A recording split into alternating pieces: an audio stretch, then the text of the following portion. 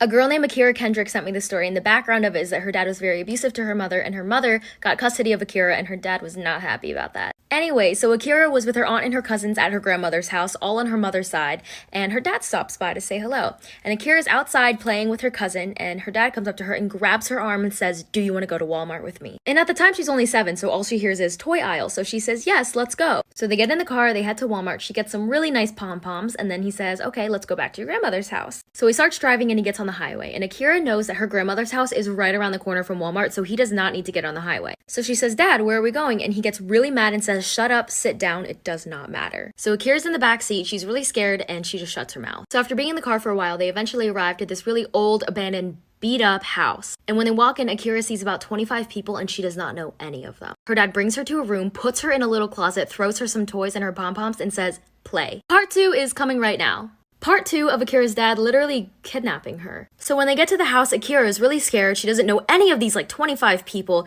Her dad brings her to a room, throws her in a closet, puts some toys in there and says play. So after about an hour of being in a little closet with some toys, she finally decides to get up and go look for her dad. So she opens the door and starts looking around, and there's no one in the house. There's not even a single trace of somebody ever being there. So of course she starts freaking out and crying. She doesn't know where she is. She's so far away from her grandmother's house, and she doesn't have a phone. And so eventually, after 3 hours, she hears somebody. She looks up and her dad is standing there, and he says, "Come on, let's go, the cops are outside." So basically, Akira's aunt called the cops and they had a search warrant for him. They ended up finding her dad and they said to him, "If you don't take us to her, you will go to jail." And obviously, from what I just said, he finally took them to her at this random old abandoned house, and they found her. And they ended up putting him in jail anyways, because why not? 2 years in jail and 1 year on probation. Don't steal children, people. Don't steal them. So when I was a sophomore in high school, I had this teacher who would only let the students in her class use the restroom one time per semester. Well, one day I raised my hand and I was like, "Excuse me," I don't remember her name, "can I please use the restroom?" And she was like, "No, you can't, because you've already used the restroom in my class this semester." Well, excuse me, you can't dictate my bladder. So I'm all frustrated, and I started secretly texting my mom because I wasn't allowed to use my phone in class. And I was like, "Mom, I'm sitting in class right now, my teacher won't let me use the restroom." And she was like, "I'll take care of it for you." And I was like, "Okay." So 5 minutes goes by, and all of a sudden my teacher's phone starts ringing, and she walks up to it and answers it, and she's like, "Hello?" "Yeah. Okay, thank you." And then she walks up to me so angry, and she slams the pass on my desk, and she was like, "Since you have to go that bad." And I was like, "Yeah, I really do, thanks." And I got up and left. I didn't even have to go to the bathroom. It was just the principle of it. I just roamed the halls. I was in class on Zoom. I wanted to go to sleep, honestly, because when I'm tired, I go to sleep. I end up falling asleep, and then class ends and everyone starts leaving the class except me, because I was in a whole other universe at this point. I was dreaming, I was flying. At this point, me and the teacher are alone in the call. This is the best part. Then the teacher starts talking to me and he's like, "Samantha, wake up. Samantha, please. Samantha, you have another class." He woke me up, but I was half awake, so I didn't really know what was going on. So I thought it was my brother waking me up, and I straight up yelled. I was like, "Shut up, you fat booger." And so then I realized, oh, call my teacher a fat booger. And now he scheduled a parent conference. I'm going on Monday, so I'm really excited. I made my teacher cry. Story time. When I was in 2nd grade, I had this teacher and she was the devil, and we're gonna name her Miss Jackson. And the reason I call her a devil is because she would say really mean things to me to my face. She would be like, "Ty, stop talking like that, you sound like a little girl." Or, "Your favorite color can't be pink, you have to choose one of the boy colors." And since I was so young, I didn't understand how serious these things were, and I didn't know I can get her in trouble. And I would go home sad every single day. Eventually my mom noticed and she asked me what was wrong. So I told her some of the things that Miss Jackson would say to me, and my mom was mad. And my mom was like, "The next time she says something to you, say something rude back, and if you get in trouble, I'll handle her from there." So I was like, "Okay, I'll do it." Now, Miss Jackson was a heavy lady, so I knew if I said something rude to her, it would be about her weight. Though we don't body shame around here. We don't do that, okay? So I'm in school eating lunch with my friends who happen to be girls, and Miss Jackson comes up to me and she's like, "Shouldn't you be eating with the boys?" So I looked at her and I was like, "Shouldn't you be eating a salad?" And the lunchroom started laughing, and then she started crying. My daughter Savannah is the CEO of faking illness to get out of school. So when she does not feel like being there, she will go to the nurse's office and complain to them that she is really not feeling good, so that they call me and I have to go get her. Well, one day after this happens, I walk into the administrative office and everybody is really concerned because Savannah is sitting in a chair so dramatically hi, Mom. And like when I saw her, I burst out laughing. I was like, oh my God, are you okay? And everybody looked at me like I was some really bad mom. Like, oh my God, why aren't you more concerned? But as we were walking out, she was walking really slow and actually didn't look good. So even I was a little concerned. I was like, oh my God, honey, are you okay?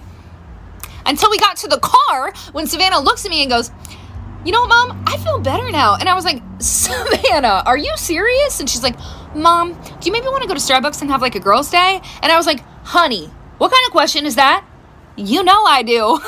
So I used to know this girl who would constantly say things like, guys, sorry, I'm so ugly. I just ruined the whole group photo, I'm sorry. And then everyone would automatically comfort her and be like, no, you're beautiful, you shine. And then she would be like, no, but thank you. And she would do the same thing over and over again, trying to get everyone's attention. So eventually I got tired. So the next time she came to me saying, I'm so ugly, I was like, you know what? You are.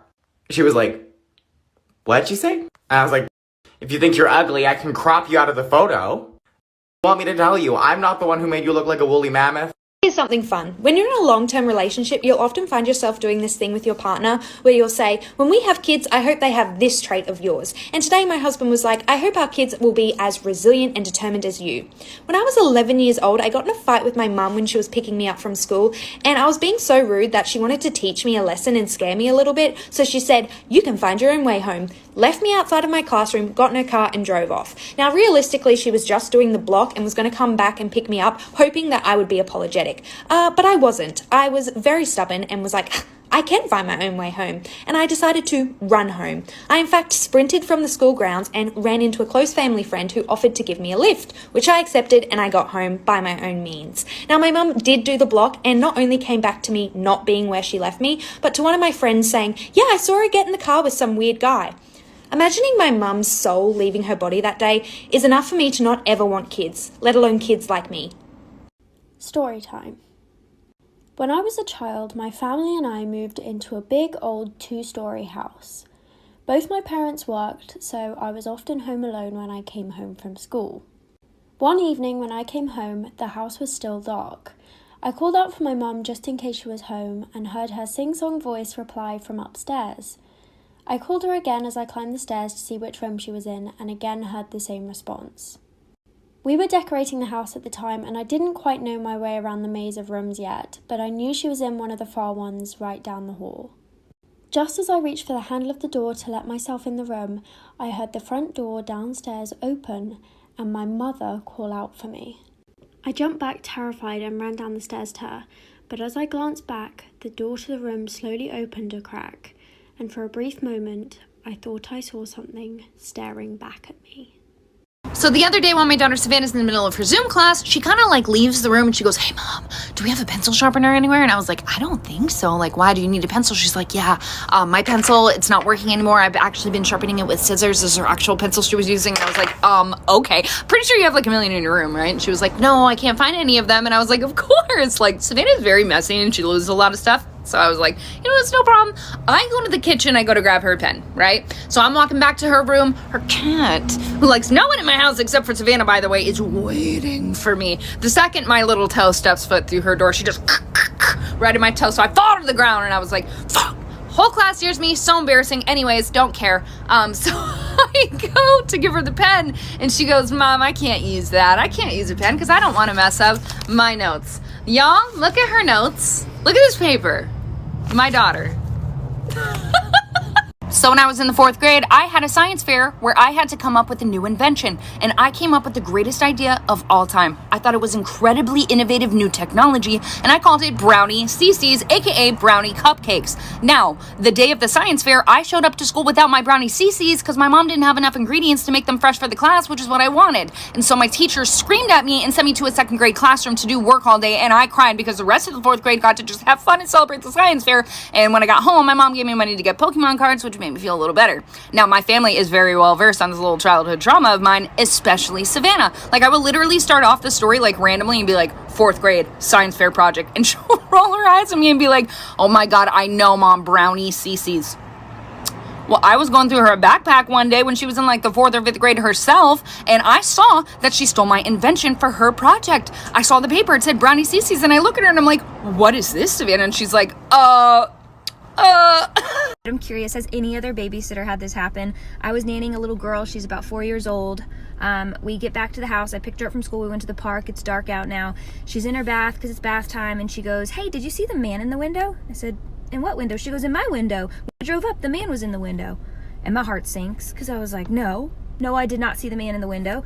So I go and check the house thoroughly, and there's nobody in the house, but the back door was unlocked, and whoever had left the house last, I guess, left the back door open. So that was a little weird, but I didn't see a man. So I go back in, I get to the bathroom, and she goes, "The man's in the hallway now." And I was like, "Well, I didn't see a man in the hallway." She's like, "He just walked by." And this isn't a kid that I'd known this child really well, and she'd never lied before. So I grab her, wrap her up in a towel. We're out of the house. I call my boyfriend. I'm like, "You need to get over here and check this house. There's apparently a man in the house," and I'm freaked out. He checks the house, no man. And I look at the girl and I say, "Can you describe the man? Do you know his name?" And she goes, "Yeah, his name is Jesus. He's everywhere."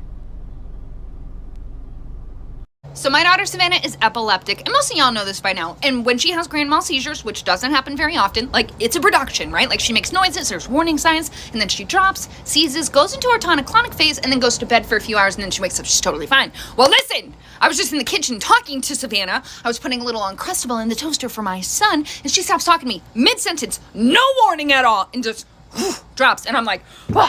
And I catch her, and I ease her down to the ground, and I'm like, "Oh my God, here we go. And I'm like rubbing her head. I'm like, "It's gonna be okay." She's seizing, I'm holding her. My son is climbing on my back at the same time, and I'm like, "Buddy, get out of here, your sister's having a seizure." And all of a sudden, without missing a beat, she stops seizing and goes, "Hi, Mom." And I'm like, I'm having a full-blown panic attack. I'm like, "Are you okay?" And she's like, "Yeah, I'm fine. That was weird. Can I go play Roblox?" This girl